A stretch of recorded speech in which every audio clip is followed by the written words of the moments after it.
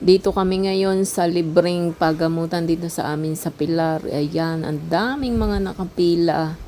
Libre to, libre ang gamot, libre ang consultation, libre ang mga laboratory, nagpa-blood chem ako at saka si Mistero. Ayan o, ang mahal ng to the eco sa private pero dito ay libre.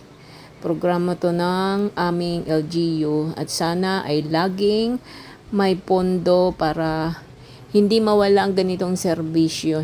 Siyempre, malaking tulong sa mga kagaya namin. Pero hindi na ito exclusive para lang sa bayan namin dito sa Pilar. Kundi buong Bataan na ang nakakapunta. Kaya marami, ang daming nagpapagamot. Karaniwan mga matatanda yan ang mga libre. Ayan. Tiyaga-tiyaga lang talaga. Pag hindi ka magtiyaga, ay doon ka sa private and pipila rin naman sa private.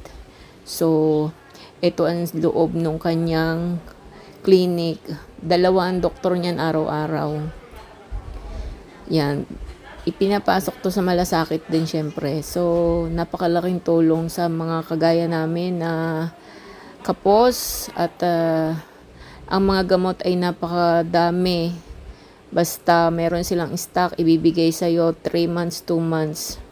Ayan. So, malaking bagay, malaking tulong talaga. Hindi ka mahihirapan.